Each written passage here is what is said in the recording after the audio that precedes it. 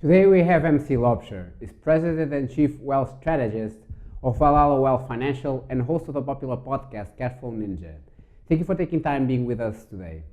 Tell us a little bit more regarding your background. Yeah, so I'm originally from South Africa. I grew up in a pretty interesting time during the country's history. I believe I was still in primary school in 1991 when Nelson Mandela was released from prison. 1994 became our first democratically elected president. I was in high school. So that obviously a lot of things happening and change how I think and how I challenge existing assumptions. And always try to see all the different sides of the coin, and really get to the bottom of the truth. As far as my background right now, I'm the president and CEO of Valhalla Wealth Financial, where we help our clients build their wealth outside of Wall Street in a variety of ways of combining some financial products with other vehicles such as real estate, commodities, businesses, and so forth. And I'm also the creator and host of the Cashflow Ninja podcast, where we look at many, many different ways of how to create income streams and cash flow, ranging from real estate to commodities like gold and silver, coffee farms offshore in Panama, businesses, digital assets, and so forth, paper assets, stocks and bonds, and so forth. When did you create your company? So my company is about 3 years old, and my podcast, I've been doing that for just a little over a year. We launched in April of 2016. So it's been about a year. It's been quite a journey. We've published almost 200 episodes, interviewed many different people from many parts of the world in many different industries. So it's been quite interesting. Tell us about your first real estate investment. Yeah, absolutely. So from a real estate point of view, I purchased my first property when I was 21 years old. So I was straight out of university, found my first property. It was a 2-bedroom, 2-bath, about 2 blocks away from the ocean in one of the neighborhoods in Cape Town in South Africa. Learned many lessons. That's why I started my journey. I did my first deal and I thought, oh, wow, this is kind of easy. And little did I know the lessons were going to start, right?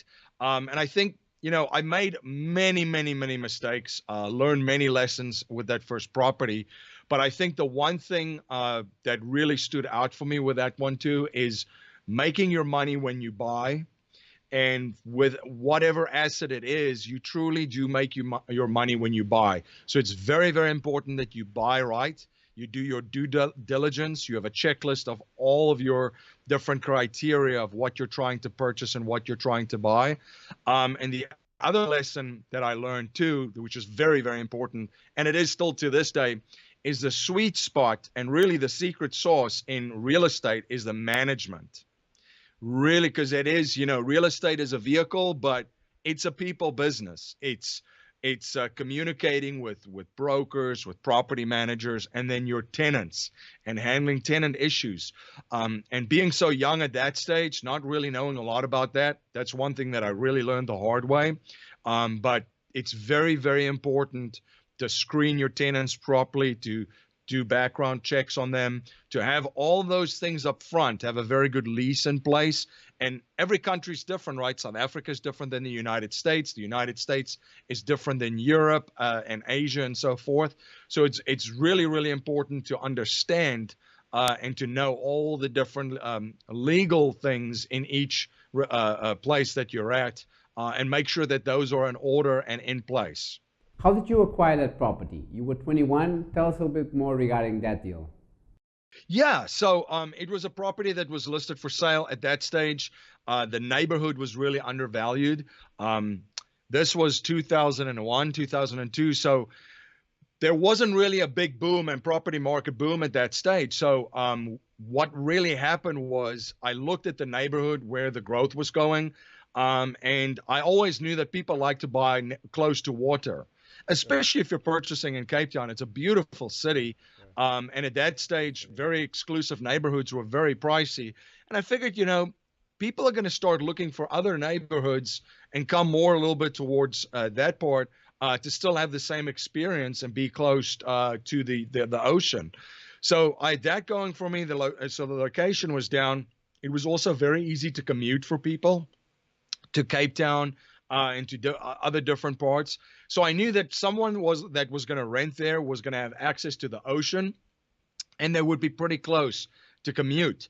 So from that standpoint, found the property. It was listed through a broker.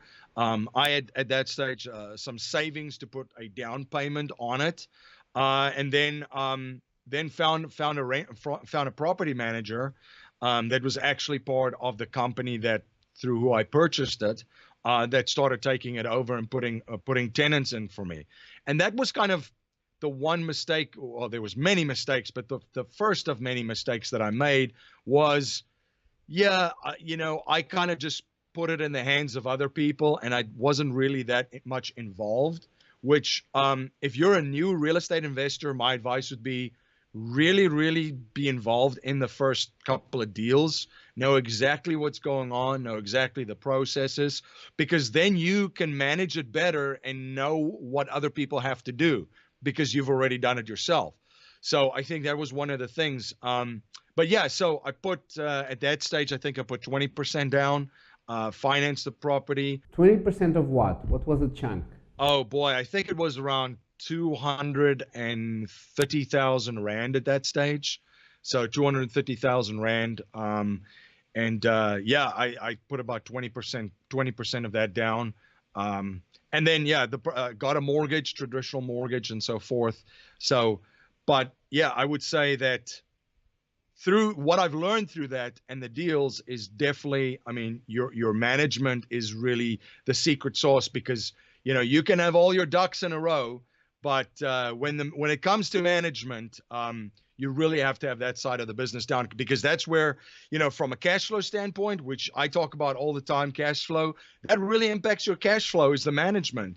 And if the cash flow is a certain level and the rental rates are managed well, and you keep kind of increase it and stay current with the marketplace, when you're selling that property, it's going to be much more valuable, and you're going to make money on the buy, cash flowing it, and then on the sell.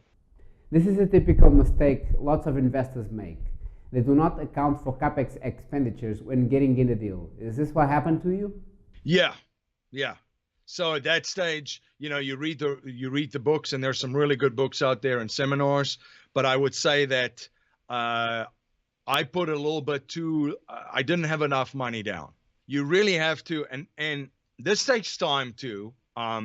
But you have to have a checklist in place and a list of all these things that you have to check and have in place for your property. So if there's new investors listening to this, one thing that I would suggest is to find a mentor, because then, you don't have to make all the mistakes to learn and become successful. Then it really cuts down the learning curve, because if someone has done this already and they've been investing in real estate for quite a while, for a number of years, and they've got some properties, I guarantee you they've made several mistakes. Everybody's going to make them. You just don't necessarily want to learn all these mistakes by yourself. So get a mentor, learn from them, learn from their mistakes, and then formulate your checklist for your real estate investing from what you learn from them. When I made these mistakes, I attended as many different real estate meetups that I could. I was very, very fortunate in my career to find a mentor.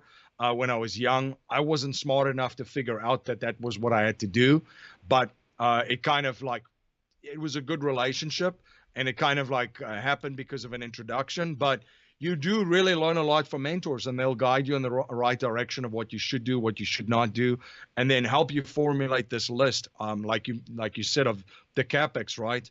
And for me, at that stage, you think you do everything right. Oh, I've got this property, it's close to the water at that stage. It's a good commute for people. It's in a nice neighborhood. There's schools nearby. There's other renters in that area. The rental rates is good. I can cash flow this. I'm buying at a really good price. Just a little bit under the market value, so you have all those things in place, and then you'll start there'll be some things that you do miss in the process. So work from a list, especially for newbie investors. You can find a lot of good checklists in books. I think one that I would highly recommend is Rich Dad Advisor, Robert Kiyosaki's advisor, Ken McElroy, has a book, The ABC of Real Estate Investing, and he puts all of those checklists down of exactly what to look for when you're evaluating properties and do due diligence. And I know a lot of people that use these lists that Ken has put together. They're really good. I read the book several times as well. Ken strikes me as a very analytical person. You need both. You need the vision guy, you need the dots in the eye guy, the analytical person. How did you make the transition from the South Africa to the US? Yeah, so I traveled quite a bit. I played in actually a sports league in the United States a little bit, a rugby league. So while I was doing that, I was still pursuing real estate, working in real estate, property management. I learned the business from the ground up. I'd mentioned I came across a friend and a mentor, which I did at that stage. So I started working on a lot of these multifamily unit buildings for them, from painting property, cleaning up properties, to turning over apartments, performing some property management. Eventually, for another investor too, I did property management. I did the books. I did leasing. I did advertising, screening tenants, negotiating with vendors for these buildings, to eventually becoming part of an acquisition team looking for different properties. So it was nice. It was flexible. I could do that while I was pursuing other avenues in sports. And then I also did a little bit of investing on my own, on myself, trying to find deals for myself. So that's kind of how I transitioned. I would say that, a lot of people would say, when they start working, well, why should I do maintenance or any of this stuff for another investor or someone? But I look at it as an opportunity. Never ever turn down an opportunity. And the things that I learned during that stage, I mean, that's more than a college education. Just learning the business, seeing how deals are done, seeing what deals to buy, what deals to kind of flip, and the ins and outs of real estate. So it was a very good educational experience for me, and that's kind of how I transitioned. I bought I started also with a single family in the United States. Another 2-bedroom, 2-bath, kind of the same type of deal structure. And I actually still have that. I have that property still that produces monthly income and cash flow. And then there's other real estate interests that I'm in more multifamily after that. But I would say that, I started small to learn the business. But I think because of the information that's available and the internet, we can, at that stage, yes, the internet was around, but it wasn't to the power and the level of what it is now with networking and connecting with other people. So you start small, you meet people at meetups, you network, that kind of stuff. And eventually you take your leap into multifamilies, which is what a lot of guys do that you and I spoke about. So that transition is much easier to start with multifamily right now, where you're in the world, and kind of raise capital. Because if you can learn how to sell and raise capital, and then also network really well, try to find a way to add value for other people. And at that stage, you're going to become a valuable source of information and of properties and deals to other people. So at that stage, you could really speed that learning curve to go from a single family to like a 4-plex or 5 units to 8 units to 20 to 30 units or 50 unit buildings. So I think because of the information and because we're so connected and we can reach more people and network with more people, I think the scaling part of it is much easier than I would say back then. To do it on a national basis or an international basis. How would you recommend someone that is living outside of the US, they don't know anyone in the US, and they would like to invest in real estate? Yeah, so because of the internet, it's a little bit easier because you can actually interview, Instead of flying into a market and performing all these different interviews with people and spending a lot of money and spending a lot of time, you can, through Skype or Zoom or whatever you use, actually your software, you can interview, on one day, several property managers or several brokers, and then also get a lot of referrals. And don't ask them for referrals, but don't more ask, for instance, a property manager, ask for the owners' names of the other properties, so you can speak to all of them and kind of know what they like and what they don't like about the company. And then you kind of narrow it down. I'm using property management as an example, but you could really narrow it down while away and out of town. And then I would also say, if you talk to other property owners, so say, for instance, I call property management companies, by the way, is fantastic resource, regardless of where you're in the world. I would recommend start with property management companies, not with brokers. They're going to try and sell you something. Property managers are going to tell you more about the opportunities, the marketplace. They're going to introduce you to owners of buildings in that marketplace. So basically, at that stage, you get to talk with an owner of somebody that owns a property already in that marketplace. And guess what? He's a real estate investor. So now you can network with them and say, hey, my name is MC Laubscher. I don't know a single thing about Memphis, Tennessee, besides that Elvis was there and it's Graceland. But, can you share a little bit about the marketplace? Why did you buy there? What did you see? How's your property doing? Does it cash flow? If you would do it over again, would you still buy that property? Are there other opportunities you're looking at in that market? And if you have money, now you have a partner basically, that you can talk to. But yeah, I would pick his brain, and pick the property manager's brain and ask them about the property management company. So before you know it, just going through property managers, you've talked to a lot of them. You kind of idea, you're still going to do research online, but these people, they will cut down hours of research for you in a small time because they want your business. So they're going to try and add value. And the other thing is you're going to be introduced to owners. You're going to speak to, say you interview 5 companies, right? And they give you 3 or 4 referrals of property owners already. Well, you've got close to 20 people now that are real estate investors in that market. So that's what I would do if I had to do it from a different location. And then the other thing is, because we have a internet connection and we can get onto Google, we could find out there's so many different companies that can give you information of property owners in that area.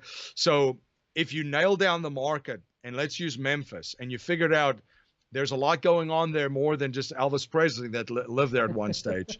Now you have a good market, you have a market, right? And you're looking in Memphis. Well, what are you looking for? Are you looking for 30 to 50 units? Are you looking 50 to 100?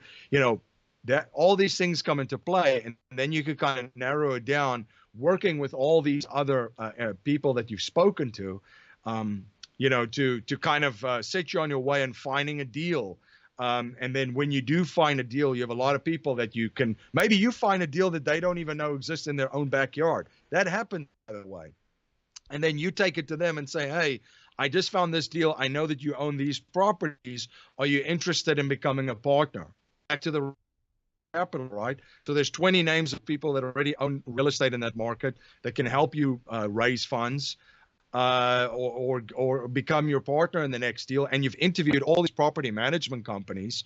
And by the way, those guys, some people is a little bit iffy about it, but they'll give you recommendations if there's a broker that they would recommend, because you would have to talk to them. Listen, they're going to try and sell you whatever they have, but some of them, you need to find out who's the top broker in that area. And become acquainted with him, start a rapport with him, because, in real estate, as you know, a lot of properties are even. So all these off-market deals are, they go very, very quickly, and brokers give them to people with a rapport that they know that can act fast, that, that have their systems down already. It seems to me this question is not very well addressed in the Bigger Pockets forums and all sorts of real estate investment forums, because you kind of need a steady source of income before you make your transition going into real estate. Would you agree? Yeah. So what I would say is, I mean, there's many people that do it a different way, but you know, you hear a lot of rags to riches stories. People that from nowhere and all of a sudden. Well, the first thing that you have to figure out, and I always say this and talk about this on my show all the time, is you are your number one and greatest and best asset. Number one. Not any property will ever be your best asset. You are. So, and the risk isn't in the investment, it's in the investor. So what you need to do is you need to get yourself together first and have a source of income, increase your source of income, save some money first, because let me tell you, people are not going to give you money to invest in real estate if you don't have your ducks in a row. Personally, you know, if a guy is completely broke and never has any money and doesn't have a job, you know, there's not a lot of people that's going to take you serious when you walk into your office, right? But if you do establish something that produces income for yourself, whether you're an entrepreneur that starts a small business, whether you're working for someone else, you know, it does establish that credibility and have your ducks in a row with your own personal finance, have some source of savings, and invest in yourself, then that's going to make it a lot easier. That's what I would recommend to start. You know, people sleeping in their own cars that become a real estate billionaire. I mean, that is, if it's even true, it's a very, very long shot. Not that I know of. So I would say, you know, the whole thing about building wealth too is we live in a society that is instant gratification. I need to, oh, my phone, or, you know, Bitcoin is up 3,000%. And we're looking for all these quick, huge home runs. But in my opinion, and what I've learned is, and looking at successful people too, is base hits. You know, using a American baseball terminology, is just consistently doing good things and good habits over and over, investing in yourself, studying, looking for properties, buying a property here with partners, or by yourself, buying another one. You know, it isn't the Donald Trump deal, buying a massive hotel in New York City and bringing in Hyatt as a partner right away. You know, that kind of stuff it can be done, but those are 1 in a million stories. You know, that's not every investor. MC, you are the cash flow ninja. Share with our listeners some of the possible digital assets that they could develop on the side while they still have their main thing. Yeah, I'll share one with you that's really quick, and this is still something that I'm testing because I wanted like a test case. But for instance, I'll give you an example. It's so true what you said just now, because real estate, what I like about business too is working really hard and creating something and have that something pay me over and over and over, like a real estate property or a digital asset. So there's T-shirts are a big thing in the United States. I don't know so much in Europe. Maybe you would know better than me. But people buy a lot of different T-shirts here with, you know, funny things on, or little designs, or, you know, everybody's got a T-shirt and a ball cap for something. So there's a company called Teespring, which allows you to upload and create, you know, upload designs onto different color T-shirts. So if you go to Fiverr.com, is a web freelancers there. And you pay $5 for, you know, 2 or 3 designs. You get about 4 or 5 different freelancers. Well, now you've got 18 to 20 designs for T-shirts, and that you can upload for free onto Teespring and create your own store and sell it. And this is also, you know, what I would say is pick a niche, you know, whatever it is. Say you're into, I'm just making something up, video games, a certain specific video game, which, you know, I'm not into video games, but I know people are very passionate about video games and they get into certain video games. So let's just pick a name, something like Mortal Kombat or something like that. That's a very old video game. I don't even know if it still exists. But I mean, there's people that would buy certain things around that, or Game of Thrones, for instance, right now. That's a big thing because the season's launching. So then you take something like that where there's an audience already that talk about this, that's excited about this. You create these T-shirts, which, for instance, using the Game of Thrones example, don't rip them off and use trademark materials. Create something different on yourself, upload it. And then you find people on Twitter and social media and talk to them. Twitter is a fantastic tool to connect with other people with similar interests. So find someone on Twitter, talk about it, put a little page up, start following people, connecting, saying, hey, I have these T-shirts. And before you know it, you've created an asset, a T-shirt store, where you make like $10 a T-shirt or something that you're selling for about $25. But I've played around with this idea, and some days I wake up and, hey, I've sold 5 T-shirts. It's not a lot of money, but the idea is in motion where I didn't do anything. I've already created that store as part of this like testing that I was doing, because a lot of my listeners ask me too, hey, what can I start right away? And before you know it, the more active you are in it and the energy you put in, the more shirts you're going to sell. But you've got a store, it's there. You're on Twitter.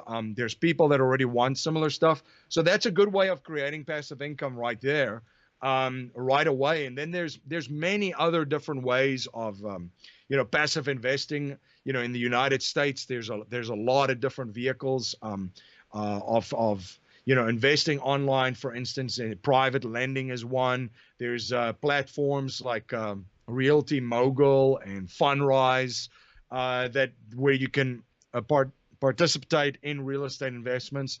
So there's many different passive income ideas, but for someone that doesn't have any money to invest right away and they're just looking for a source of income, something like that T-shirt store. And there might be many other ideas just like that. Airbnb is very controversial. In New York State, I think actually banned Airbnb, but there's a lot of people that they own a house and they're thinking cash flow. Well, I've 2 or 3 rooms sitting empty. Maybe they're traveling for work or something like that. So now they're renting out rooms on a monthly basis in other areas, creating cash flow. There's there's many different ways of doing that, utilizing existing resources or utilizing kind of quote unquote free resources like the Teespring example, the T-shirt store. I see that you're really passionate about the education space. What are some of your thoughts regarding typical mistakes people do with money? The first thing that I would say is nobody cares about your money more than you do. No one. And I think, I cannot speak for Europe and other areas in the world, but I know a little bit in South Africa, and especially in the United States, financial management and wealth management, we outsource. We give our money to someone else. They keep it for 30 to 35 years. And people hope then when they give it back that there's going to be a mountain of money for them to retire. Now, I'm of the school of thought that, nobody cares more than you do about your money.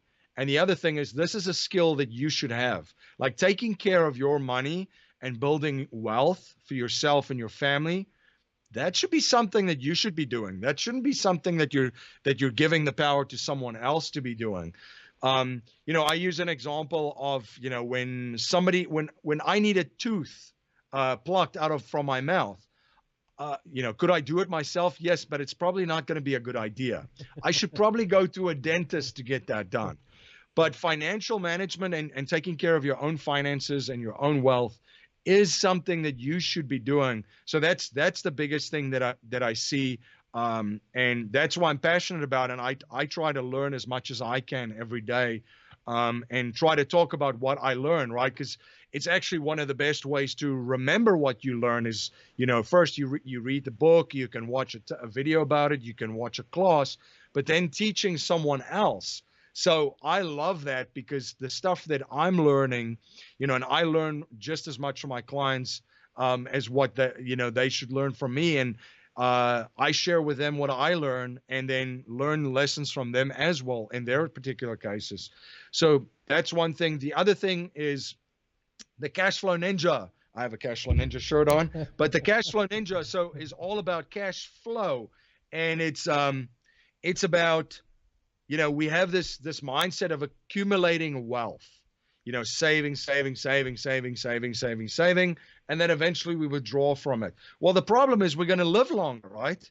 Medical advances are coming through. We're living longer. So I usually say that cash flow is, we've got a goose. We feed the goose. We keep the goose nice and healthy, and we live off the eggs. And we have more than one goose. We have plenty of geese, and we have a lot of eggs to live from, where the accumulation model is we have a goose, we keep it healthy for 30 to 35 years, and then we slaughter the goose and eat it, and the goose is gone. So, that's another thing. So the first thing is the outsourcing of our wealth to management to other people. The second thing is, constantly learn, invest in your time, know that the skill should be in-house. And the cash flow approach versus the accumulation. And the other thing that I would add too is, what is money? Bitcoin, the one thing that Bitcoin has done, and there's many people, for Bitcoin and against Bitcoin, but I'll tell you one thing. The one thing that Bitcoin has done is it's really started to make people think about what is money. Because before that, people would get in the car and drive an hour and a half, 2 hours, and go and work all day for 8 to 10 hours in a cubicle, and then get in their cars again and, or take the train, or, time away from loved ones and family. But they don't know what money is. And neither did I until I started really saying, well, what is it? It's a medium of exchange, right? And I think whether it's real estate, whether it's businesses, whether it's commodities, whether it's Bitcoin or Ethereum or Litecoin or, all these cryptos, it's a medium of exchange. And when you are valuable, you've invested in yourself, and you've made yourself a valuable resource to the world and to other people.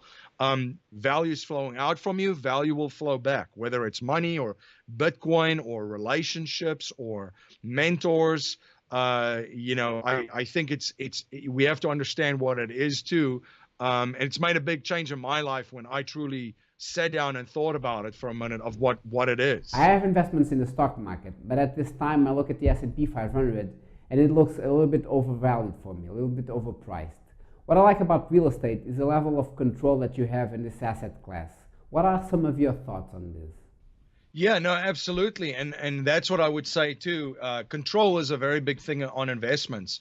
You mentioned about the market being at all-time highs.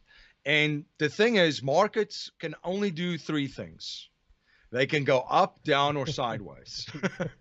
So the problem is the majority of people only know how to make money when the market goes up. So professional investors like Warren Buffett and Jim Rogers and all these guys, they understand the markets. They understand how to make money in markets that go up, down, and sideways. So their level and their financial IQ is enormous. The other thing you mentioned, control. You and I, when we buy Coca-Cola, we cannot go and sit on the board of Coca-Cola and say, listen, guys, that new Coke product that you guys brought out really sucks. I'm going to lose money. We cannot impact their operations. Warren Buffett can, because of the amount of stock that he purchases. So for someone like him, he's going to have more control over that. Or, he owns a lot of insurance companies too, like Geico and so forth, where he has a large share in. So he can influence the decision-making in that company. The average investor cannot, we cannot. But with real estate, if it's our property, as you mentioned, we have more control over what tenants are in there. We have more control over how the debt is structured, the mortgages on the property. We have more control about the management, the operations. Do we take care of it? Do we, if it has a lawn, is that nice and neat? Is it a friendly space for families to live in? Is the unit safe? Is it nice? Is it updated? Is it, all those kind of things we can control. We can control the rents too, because someone's going to pay, a more rent if a property or apartment that we have certain things in them, right? So we can control all those things. But with real estate, but when it comes to the stock market, you have to be a professional investor to have more control. I know guys that make a lot of money in the market, and when the control that they have because of the level of their financial education and their IQ, they know what to do when it goes up, down, and sideways. They don't, I asked them, what do you think the market's going to do? And their response to me is, I don't care. It does three things. I'm going to make money all three ways. But I understand what you're saying from an asset class standpoint. The average person definitely has a lot more control over that investment than the other one. What are some of your recommended books? Yeah, there are so many phenomenal books out there. I just read a ton of Grant Cardone stuff. The 10X book is one that I would recommend to everyone. It's a mindset book, but it really, really makes you think about the level of your efforts and what level you're on currently, and makes you think bigger, which I like people that makes me think bigger constantly. Because I think, and I don't know what it is. Maybe because humans we're such habitual creatures. We get comfortable very, very quickly. So the 10, that's one I would definitely would recommend. Obviously, I'm going to say Rich Dad, Poor Dad. It's the 20th anniversary of the book. Fantastic read. There's a lot of updated stuff in there. If most of your listeners have probably read that, and your audience. So the other thing that I would also say is The Creature from Jekyll Island by G. Edward Griffin is a fantastic read to explain the global monetary system and central banks. That's the one that opened my eyes, where I sat back and I said, what is money? Really, if you think about it, what is money? And it's a history about money. It's a history about banks, central banks, and the global monetary system. Mr. Griffin wrote this in the 90s, and it's amazing what he wrote back in 1990. I don't remember the exact date, but what happened in the 2000s, because it's basically, he told you what was going to happen, because this is how the system is built. So I would highly recommend that, whether you're a real estate investor, a stock market investor, any type of investor that you're in, I would highly recommend that book. Yeah, those are a couple that I've been reading lately, and I found them. I reread Rich Dad Poor Dad, as I said, and The Creature is it's a must-read for any investor out there. Is there anything else that we haven't covered yet that you would like our listeners to know? Yeah, I would just say that, we live in an extremely exciting time. This is an amazing time to be alive. You and I can connect and talk like this over the internet, being on two different continents. We have the ability to connect with so many people and reach so many people all over the world. So it's a very exciting time, and the opportunities are unlimited. That being said, there are old, depleted systems that are breaking down, whether it's governments, whether it's the financial systems, whether it's money itself with these exciting cryptocurrencies and so forth. And that's going to be ugly. That's going to be ugly when a lot of these debts, I'm sitting in the United States, we're $21 trillion in debt in this country. So these things are all going to come to a head. So there's going to be turbulent times, is what I'm trying to say. Very turbulent. How it plays out, nobody knows. I'm not a soothsayer, but I can see that there's a lot of things that are going to come to a head. So it's going to be very, very difficult times for a lot of people that are not anticipating this and seeing this. And it's going to be a fantastic time for people that understand the opportunity in front of us with the internet, with reaching people, with educating ourselves, and learning what we can do. Because, Doug Casey talks about, it's in times like these where preservation of capital is a very, very important thing to do. So if you have money, it's very, very important to learn how to protect it and how to position yourself. And then also there's going to be so many opportunities that to serve other people and provide value for other people that makes this a very, very exciting time. Finally, where can our listeners get a hold of you? Yeah, so if you're interested in any of the stuff that I've mentioned and concepts, cashflowninja.com. So I have a podcast. I have 3 shows a week on interviewing cash flow ninjas all over the world, talking about different assets, as I've mentioned, from real estate to gold and silver to coffee farms offshore to Bitcoin, cryptocurrencies, Dash, all those kind of things, paper assets, stocks, bonds, cash flowing life insurance, all the different things that we discussed. So if that's of any interest for you, check it out. And I'm very easy to reach. Respond to emails, info@cashflowninja.com if anybody's interested to reach out to me. Thank you for taking time being with us today. Thank you so much. I really enjoyed it. This was a great experience.